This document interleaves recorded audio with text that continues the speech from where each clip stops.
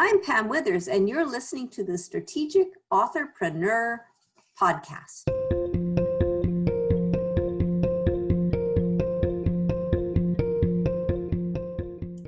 Hey there, Strategic Authorpreneurs. I'm Crystal Hunt.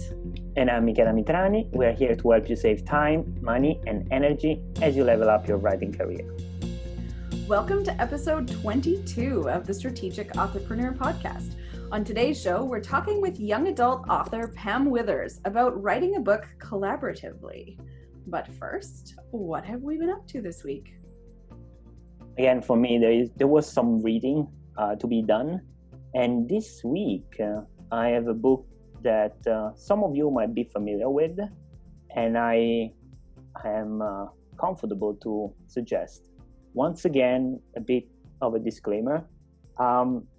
The first time that I see this book, and there is a suspense because I'm not telling you yet the title of this book, I was like, oh no, it's like a get-rich scheme kind of book. And again, I was totally wrong. The book that I want to talk to you about today is Think and Grow Rich by Napoleon Hill. So one of the things that I really like about this book is that is a book about personal achievement.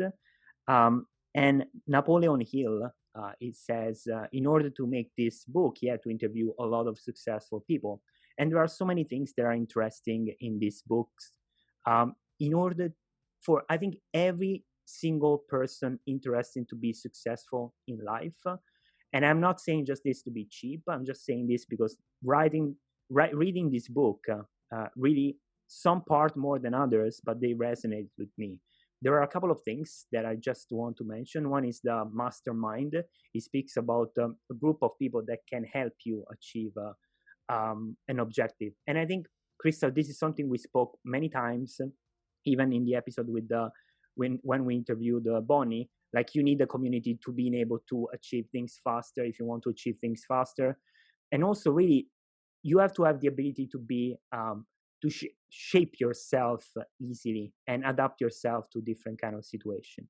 So there are so many things here that value how to have a specialized knowledge, how to have an imagination that drives you to a certain objective, how to organize and planning for a specific goal. Like, this book is old in that regard, but if you think about that, this title and subtitles, they're also like present. Like, we use them on a daily basis. We talk about planning and imagining a goal and stuff like that. And I think this book is nowadays even more important to read for people that really are interested in making their art a craft that is successful. So I really think this Think and Grow Rich is useful, could be useful to authors. So I just wanted to mention that.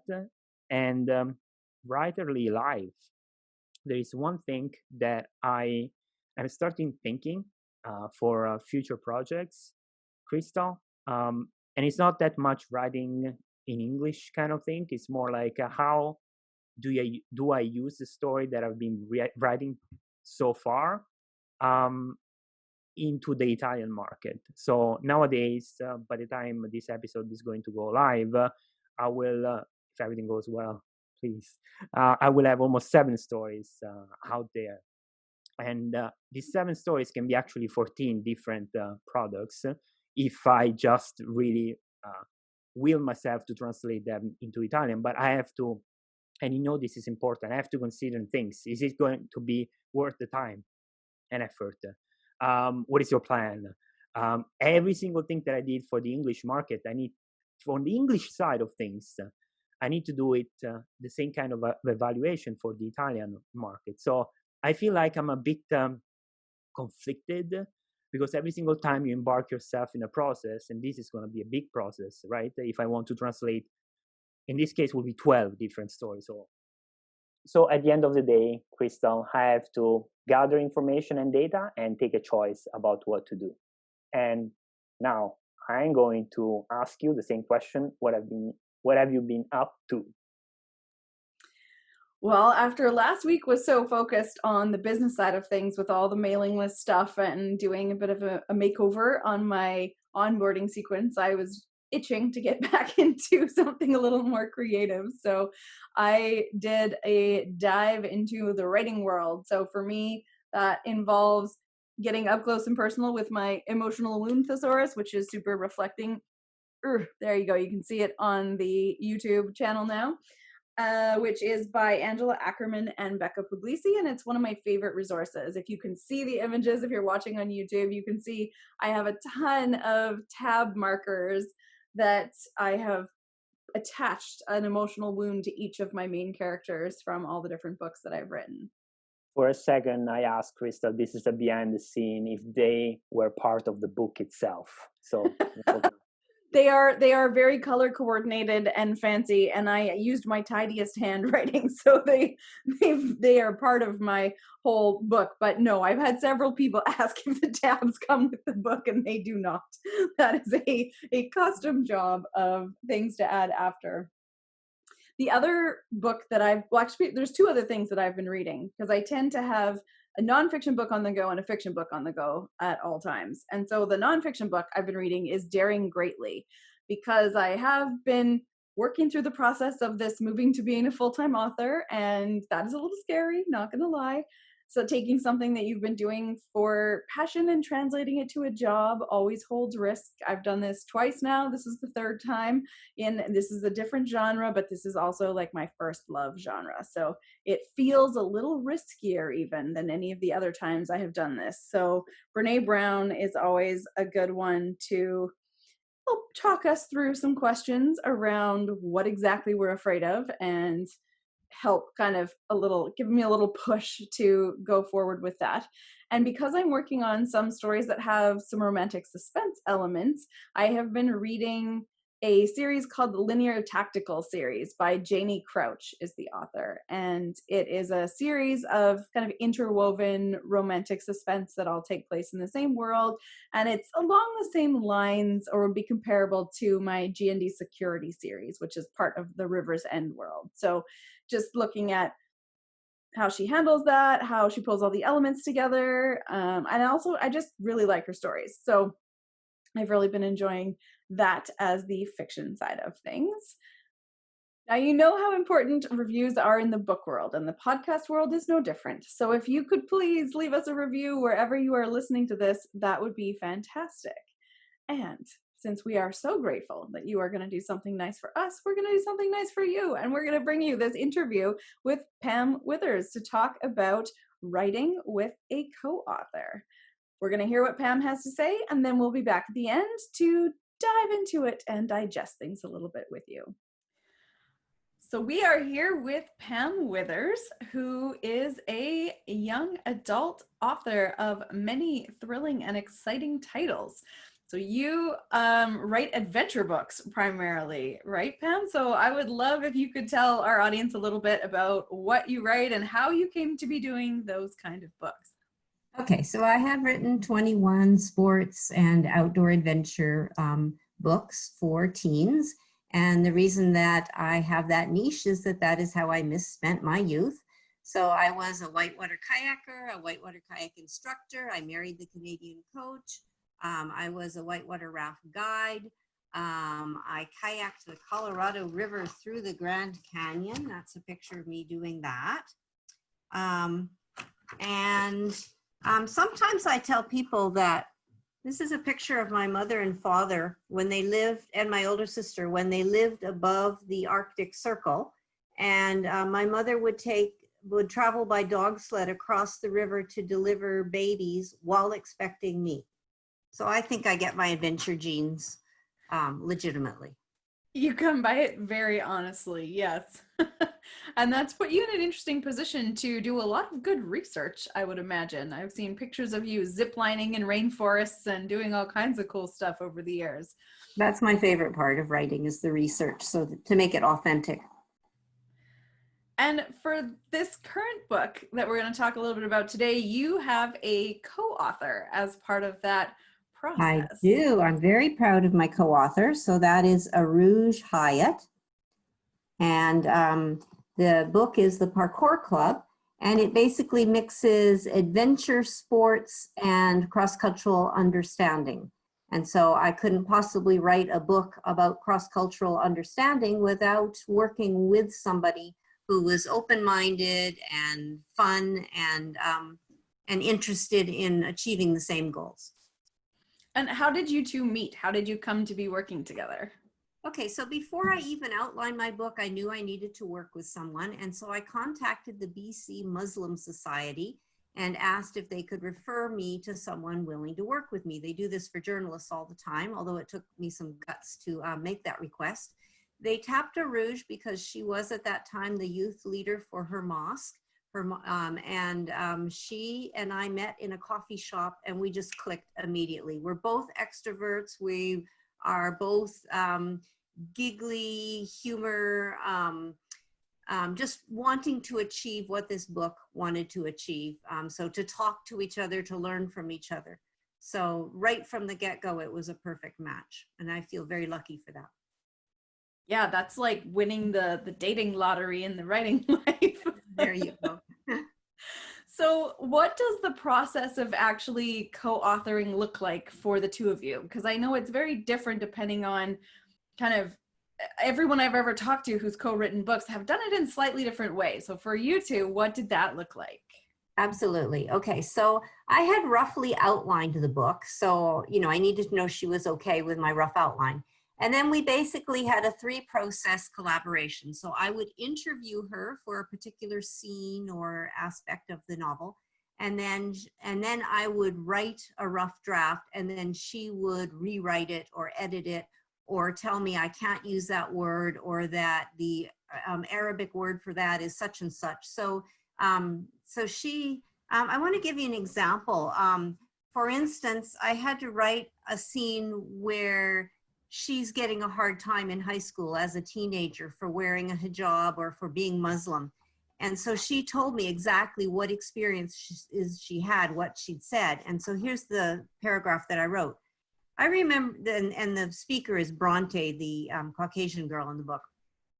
I remember feeling sorry for her 3 years ago when she started wearing a hijab. She got a lot of flack from our less than enlightened student body, and I kind of respected her for handling the stupid questions and bullying in her own quiet but assertive way. Do you wear that in the shower? No, we remove them when we enter our house. Like, your brothers and uncles can see your hair then? If I had brothers and uncles, yes, because they'd be family. Why do you dress like that when you're in the US now? For the same reason you wear that cross around your neck and don't go to school in a bikini. Modesty and respect for our faith. Oh, is how those conversations usually ended. All I really know about Pearl is that she's wicked smart. I've also heard she's a respected teen leader at her mosque. So the character Pearl, not only was she constantly vetted all through the novel by a Rouge, but she was kind of based on a Rouge, which a Rouge loves. That's good. So I'm curious. Have you co-written anything before, or was this your first venture into that? I have co-authored one before, and that was Jumpstarting Boys, a nonfiction book about getting boys to read. I co-authored that with my older sister, who is a teacher and therapist, and we both have boys, and we were amazed we were still speaking by the end of that, but it was a really good collaboration. I think the hardest part of that is that she's my older sister, but I was kind of the one in charge. So she did admit that she had a little trouble like batting down her big sister boss personality and working with me kind of as a assistant. Yeah. There's a lot of inbuilt roles that come along with siblings for sure. I'd say if you can successfully co-write a project with a family member and still be on speaking terms at the end, we both had qualms about, what it would do to our relationship, but in fact, it brought us closer. And so for that one with the co-authoring, what did that process look like? Was it different from the way that you did the fiction? She did more writing. She definitely outlined some chapters for me. I would write them, she would outline them. But it would depend on the chapter. So if the chapter was something that I had pulled together, fine. If it was something that tapped her particular expertise, she would be much more involved in it. But again, the same way, I would interview her, I would do some writing. she would rewrite it. She would do some writing. I would rewrite that. So it went back and forth a lot. So a pretty fluid process. And what did you find in terms of the benefits of doing that way? What are some of the things you really enjoyed about the process in either of those cases?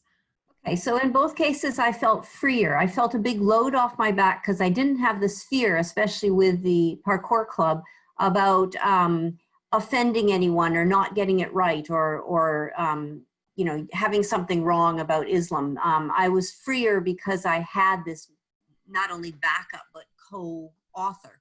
I didn't hold back as much. I felt less restrained. And I learned a lot. It widened my horizons. And I think I also learned more about co-authoring with Arouge. So yeah, I felt like my characters were more authentic. There is such a thing as a sensitivity reader, which is really not nearly as involved as a co-author. So a sensitivity reader just reads it after you've written it and tells you if you might have stepped on some toes in terms of cultural appropriation and such. With Arouge, it was much more proactive and partnership. Yeah, it's a really nice way to do it as a creator as well. And then it's not just making changes later, but really integrating that reality, that person into the character if they're willing. That's a really cool way to do it. I mean, how would I know what kind of comments kids would make about a hijab, whereas she knew that all too well and remembered it all too well. I wanted to give you one other example. One sort of difference we had was how we approached the word jihad. So that word, just like the word gay, has been co-opted by the Western media and people, and she didn't want me to use it in the way most Westerners understand it, which is associated with terrorism and radicalization. So there's a paragraph here which is Bronte's train of thought that says, "I know that mujahideen means people involved in jihad, which can but doesn't always mean fighting, because jihad also refers to an internal struggle to perform acts of obedience for Allah. And hijra means refers more or less to Islam's golden age, the 8th to 13th centuries, which some radicals think is due to be reinstated." That's one paragraph that takes a whole bunch of controversial stuff and boils it down for a teenager in an adventure book. So that's the type of thing that I can do with Arouge's help that I never could have done otherwise. And she was very strong about making clear what jihad really means, which is a goal, you know, not like we've warped it into. Yeah. And I think that's an interesting topic with everything that's going in the world right now in terms of, you know, broadening our writing worlds and understanding diversity and making connections with people from different cultures to make sure that we really do have a varied representation that represents our real life. Getting it right has never been more important. And also, I think being brave enough to get it wrong while we're learning. And you had mentioned, like, you had to be brave to step outside and ask for help and to make that approach and look for somebody who was willing to partner. And I think that's a really important message for all the writers out there, is that there are people everywhere who are looking to make those connections and help us understand how things really work and the ways that we have got things wrong in the past. And so in asking, we really open up a lot of doors. So I think that's a really important thing just to highlight, that we aren't going to get it all right, but that doesn't mean we don't try. And so taking those first steps and really learning together is really, really important. Were there any challenges you came across in the co-writing, or those two different situations that you had to get clever about overcoming? My biggest challenge was Arouge getting pregnant, and she's doing a PhD and running a small business, and she was helping me write this book. I mean, she was just doing everything at once. So getting hold of her when I really need to get hold of her was sometimes a challenge. So I had to kind of just grit my teeth and wait for her, and she would usually do it. But sometimes when you're in the zone in the writing and you really, really need your partner to be there that moment, you just have to be more flexible than you usually do. So that was the biggest thing. I was just going to think if there's anything else. Yeah, so it was her busy schedule. And then, the little thing like about the jihad, I said, but this is how people understand it. No, you can't, you can't use it like that. Well, what if I define it, within a paragraph and then kind of use it like that? Okay, so we had to compromise, we had to talk, we had to negotiate, but we got it there. So communication is basically the solution to all of the things, communication and scheduling. And I think that is something to highlight for people as well. If you're out there thinking about collaborating with someone, is just knowing how your schedules and your agendas and your priorities will mesh is really important. If you have a deadline, or if you are really set in a specific routine, then the way you choose to collaborate might be impacted by that. So there's a couple examples of folks who have worked together in completely different time zones on opposite sides of the world, which worked really well because one of them would write a chapter and then the person would wake up in their morning and read it and write something, and then the next person would be waking up, so you can really make some fast progress. But if it is a consultation at every stage kind of thing, then you do want to be aware of kind of what you're both committing to and how that's going to work. Do you have any other sort of pro tips to offer folks who are thinking about co-authoring something, or what you've learned that might help them? I think that you might want to work together a bit before you decide to formally be co-authors, because it's so important to get somebody that you click with and somebody who's going to be okay with the back and forth. So you don't want someone who's my way or the highway, and you cannot be my way or the highway yourself. So I think that's what's most important. And for this latest book, you adventured into the world of indie publishing. Was that your first foray into these waters? Actually, it was my second. So out of my 21 books, I have self-published 2. So one of them was Paintball Island, and I had to self-publish that because my publisher didn't like it. But in fairness, it was one of maybe my weaker creations, and I understand. I did do a lot of rewriting before I self-published it, so I'd like to think that maybe they wish I had done that the first round and then it wouldn't have happened. The Parkour Club was simply too edgy to be published traditionally. I guess it's just too edgy to want to bridge cross-cultural divides. You certainly can get sticky when you're talking about Islam and jihad and whatever, but again, I hope that it does so well that anybody who turned it down feels badly that they turned it down. That's my goal. And I think it's okay to self-publish. If you need to self-publish, self-publish. Also, I've published 21 books, so I already have an audience out there to piggyback on, and that helps if you self-publish. It's easier to, you've already got a name, so it's going to do better for publicity than if you were doing it number one. And as far as the indie publishing adventure that you had, is there anything you sort of learned along the way that was surprising, or that you hadn't had to tackle so much in the traditional world of things? Absolutely everything. It was complete Greek to me. And when I first started looking into self-publishing, I found sums between $4,000 and $7,000 to do the whole package deal. I have a cousin who did that and didn't blink, but I didn't have that kind of money and I wasn't about to spend that. So I managed to find an outfit called the Creative Academy, as in you, yourself, and you. And I absolutely would not have gotten through it without that helping hand and that knowledge. And it kept the cost way down below other places that that it was like a minuscule amount compared with what those $7,000 packages offer. So, you know, she's not paying me to do this, but absolutely Crystal is your person for being walked through the indie process. It's not for the faint of heart, and it's not for someone who doesn't know how to do it.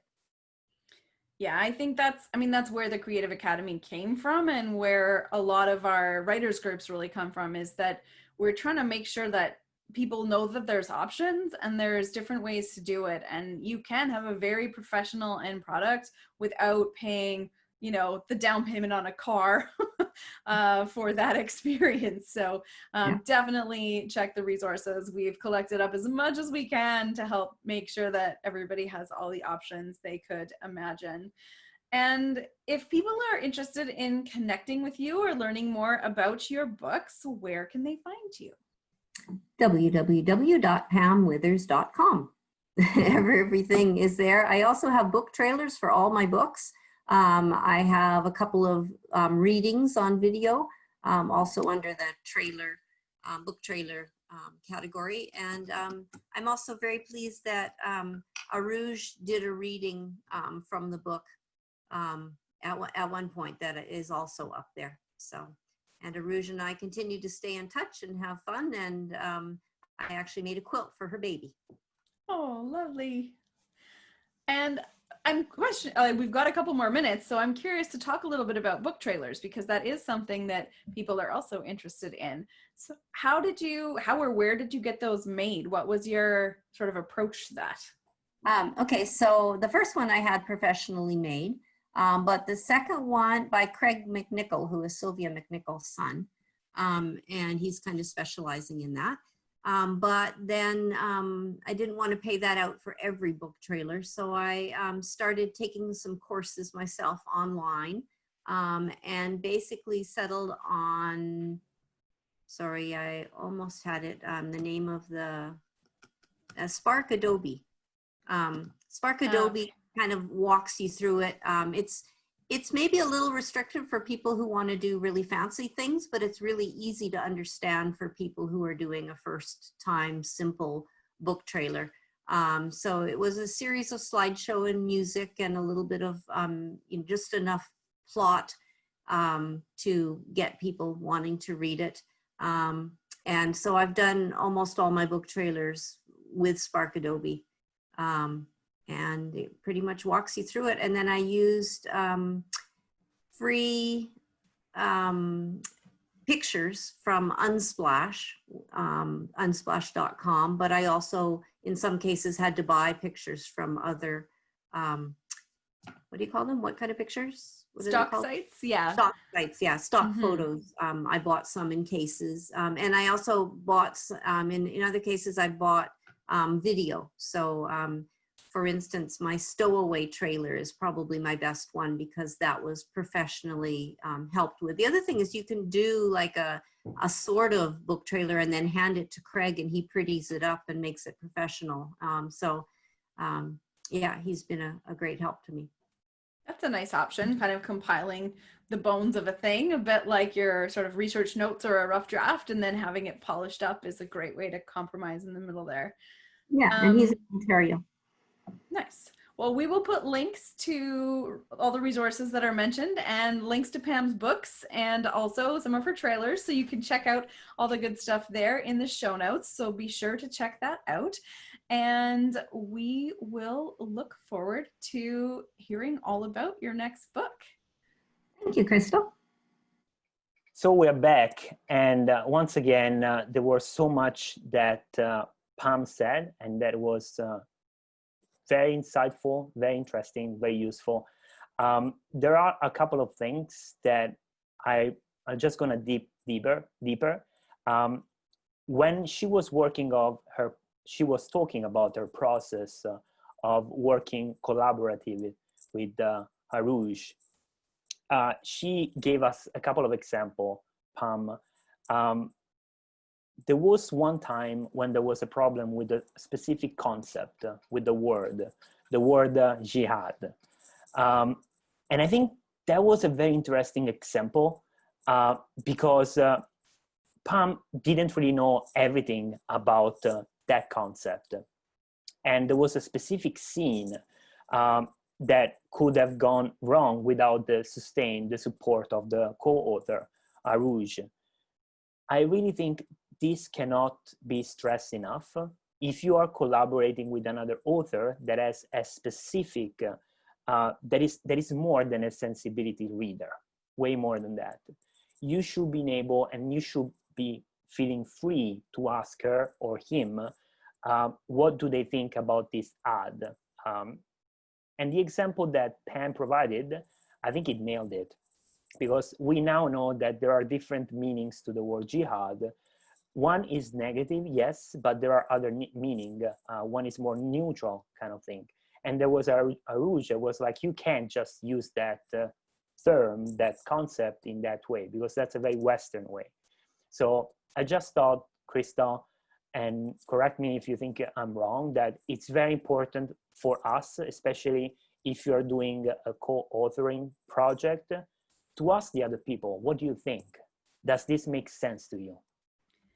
Yeah, I think there's a certain amount of fear right now about trying to write anything other than your own experience. And so being able to fact check things and talk to someone who that is their learned experience, it is their culture, their life, their history, and get it right. And so there is a lot of power and a lot of opportunity to learn as writers and as people ourselves as well. When we are researching for a book, we're educating ourselves. It's not just a matter of learning the definitions of things or the basic pieces of that. We're also learning how to collaborate and how to work together and how to understand other human beings in a way that is so important for being a good person in general and for helping contribute to positive change in the world. And we have a huge, I think, opportunity as writers and responsibility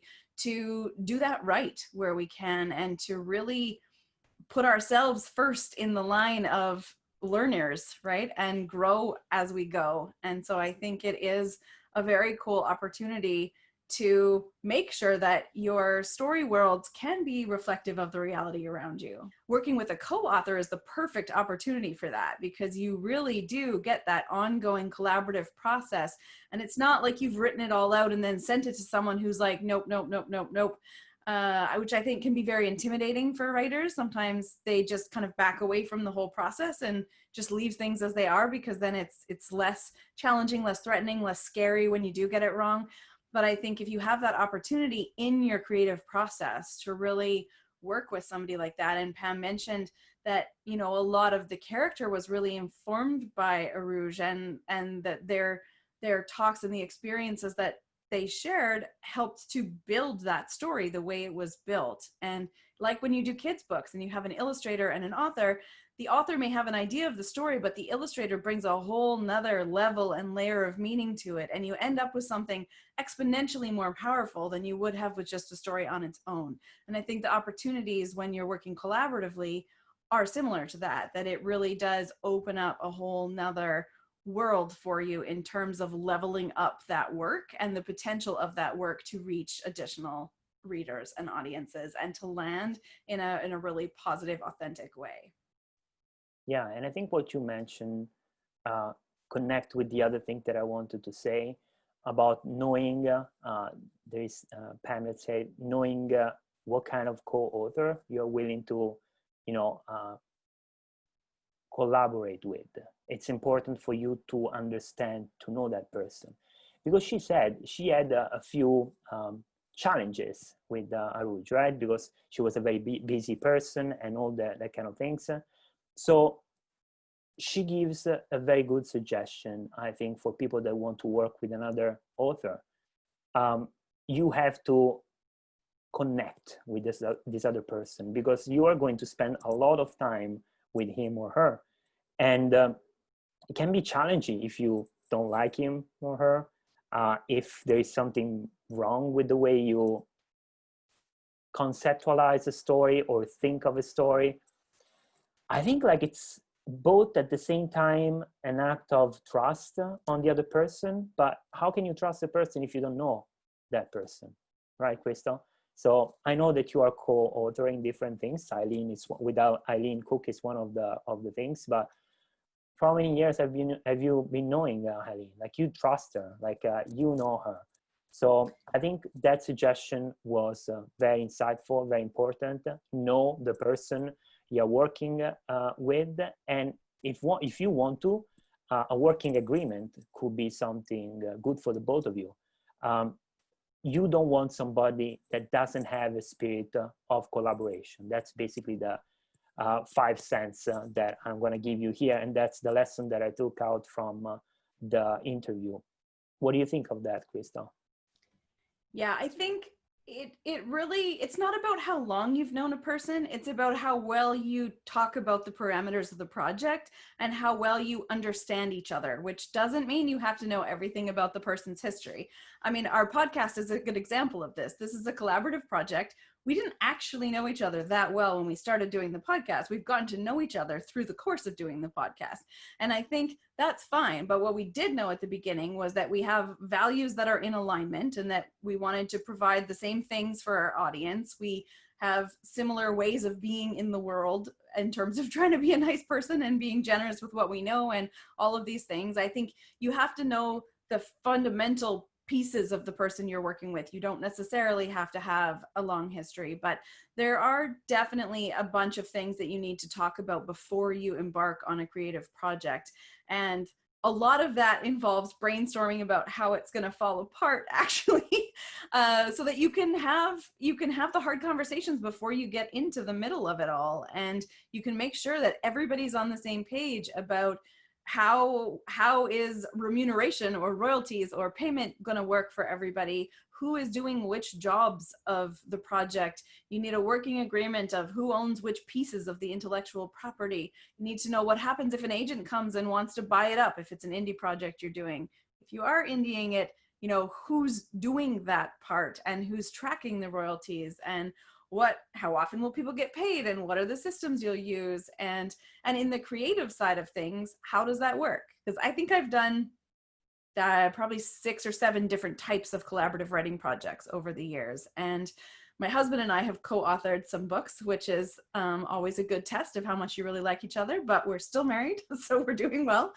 But it's a very different process, you know. With him and I would draft everything, just sort of dump my brain onto the page, and he would go through and polish it all and, you know, really be analytical about the bits and pieces and the structure and reorganize everything and kind of make sense out of it all.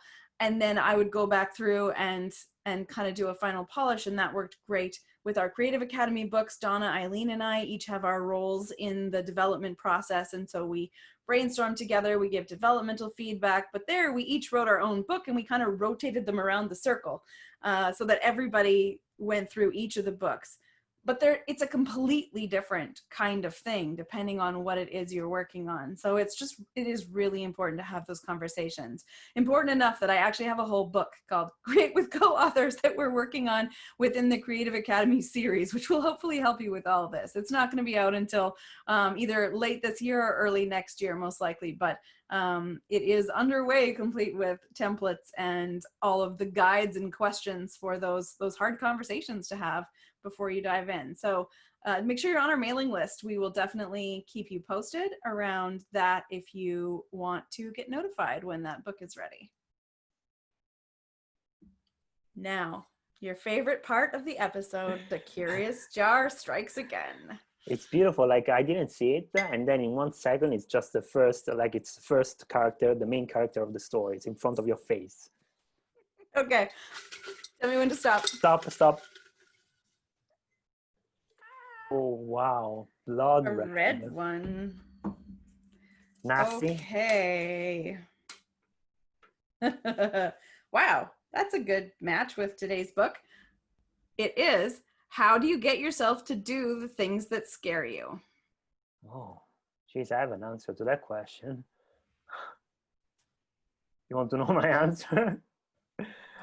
I put 2 things: deadlines and accountability people. One of these is the person I'm talking with. She's one of my accountability buddy when I needed to. So if I'm scared of a project, one good thing is that I know that it's important to me, because if it's not scary, it's not important in my books. And the way I fight the scariness, the fear, is just also asking myself the question, like, how much will I regret this if I'm not shipping it? What's the cost? So real example, 12 by 20, my challenge of writing 12 short stories, which are getting longer and longer, one each month for a year for this 2020. It's the fear that I use to beat the fear. Which is basically, I am so scared that if I can't put, I'm going to show you, see those guys over there, 12 of those on that cork board.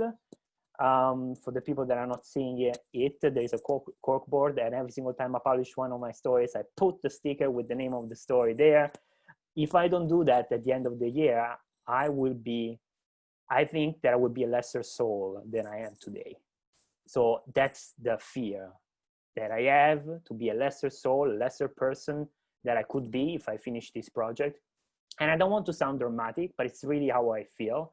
It's a challenge against the challenge. I don't know if that makes any sense, but it's like I try to beat the fear with more fear, which is genuinely good. It's not good for your stress level and if you want to relax and stuff, but I think you can do some kind of burst on a year by year. Maybe I'm going to take 5 years off after that. No, that's a lie. I'm never going to do that. But that's the answer to my question. Now it's your turn. I think I usually beat the fear by breaking things down into small chunks. So there's this philosophy that talks about things being mountains. You know, when you think about writing a book is kind of a giant mountain, especially if it's not something you've done a lot.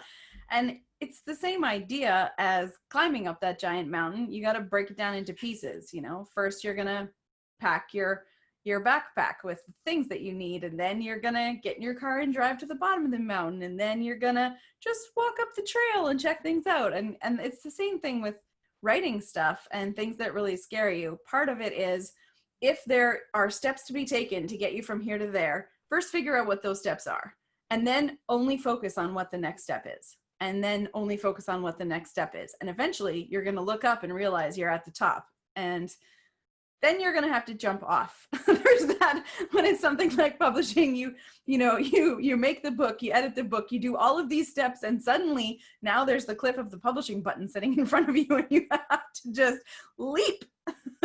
So I think when it comes to that kind of thing,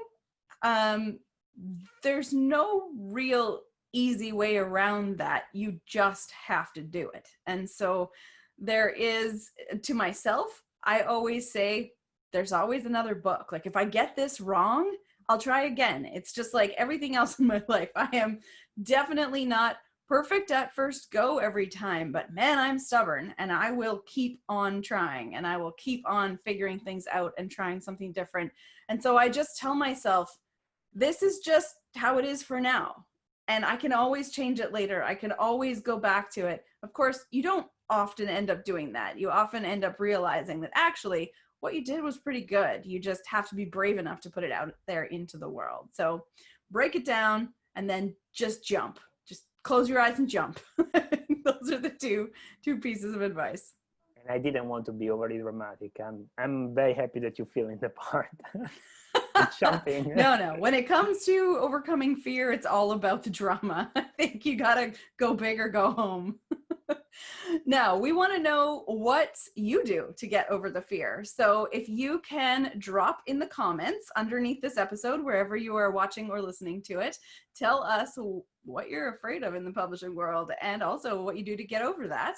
That would be great. And if you would like to send us a Curious Jar question, you can send it to ideas@strategicauthorpreneur.com. And as always, for show notes, links to resources that we mention, and for coupons and discount on the tools we love, please visit us at strategicentrepreneur.com. You are definitely not going to want to miss the next episode because we are going to bust out our voice. We have robots of our voice, just FYI, which is really freaking cool. So we are going to have some fun with our robot voice doubles, and we are going to be talking all about harnessing the power of your voice in different contexts for authors. So I'm pretty excited about that discussion, and I think you're going to want to find out all about it. So definitely make sure you've subscribed, and we will see you next week. See you next week. Bye-bye. Bye.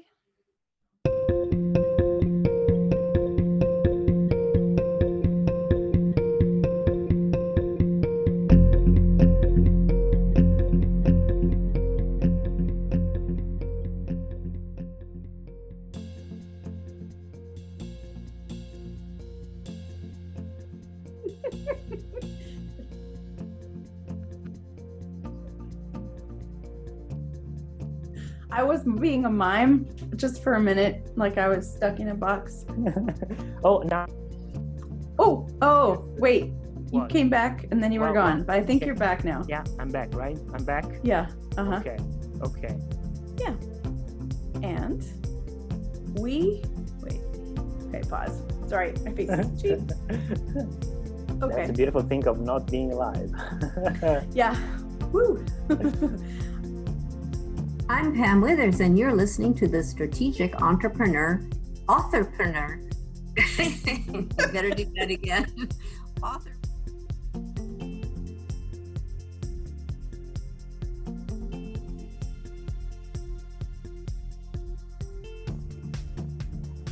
It's COVID-19, and I've been just hanging around for 3.5 months not writing. No more excuse. We're out. Okay, I gotta go write. See ya.